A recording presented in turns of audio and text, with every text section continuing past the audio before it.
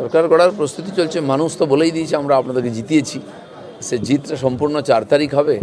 তার আগে গতবারে যেগুলো আমরা করিনি, কাউন্টিং এজেন্টকে প্রশিক্ষণ দেওয়া, পোলিং এজেন্টকে দেওয়া আর ওদের প্রশিক্ষণ দেওয়া, সেটা চলছে সব জায়গায় ব্যাপকভাবে, যাতে কোথাও কোনো ভুলচুক না হয়।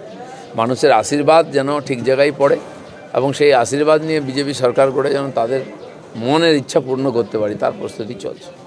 ফলাফল হয়ে গেছে। প্রথম ফেজের ভোটিং 2-3 ঘন্টার মধ্যে টিএমসি বুঝে গেছে তারা হারছে। তখন থেকে ড্রামা শুরু হয়েছে। শেষের দিকে গণ্ডগোল করার চেষ্টা করেছিল, তাদের নিজস্ব এলাকা যেটা জিতে আছে সেটাও করতে দেয়নি নির্বাচন কমিশন। এখানে করেছিল গণ্ডগোল, সেখানে রিপোলিং হচ্ছে। তো সমস্ত রাস্তাই বন্ধ করছে। একটাই হচ্ছে ইলেকশনের দিন, কাউন্টিংয়ের দিন কিছু গণ্ডগোল করতে পারে, কারণ এখানেও তো একটা ডোনাল্ড ট্রাম্প আছেন, তিনি পরাজয় মানবেন না। দরকার হলে বম মেরে উড়িয়ে দেবেন, গণ্ডগোল করে দেবেন, কাউন্টিং বন্ধ করে দেবেন, সেটাও করতে পারে টিএমসি। কারণ হার মেনে নেওয়া খুব মুশকিল। যারা খুব স্বৈরাচারী হয় তারা হার মেনে নিতে পারে না।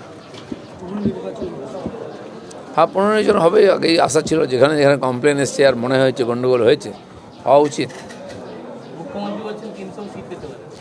আরে 400ই নিন না, উনি কে না বলেছে? 4 তারিখ অবধি সব সিট ওনাকে দিয়ে দিচ্ছি আমরা। 4 তারিখ দুপুরের পর থেকে আমরা জিতবো, আমরা সরকার গঠন করব।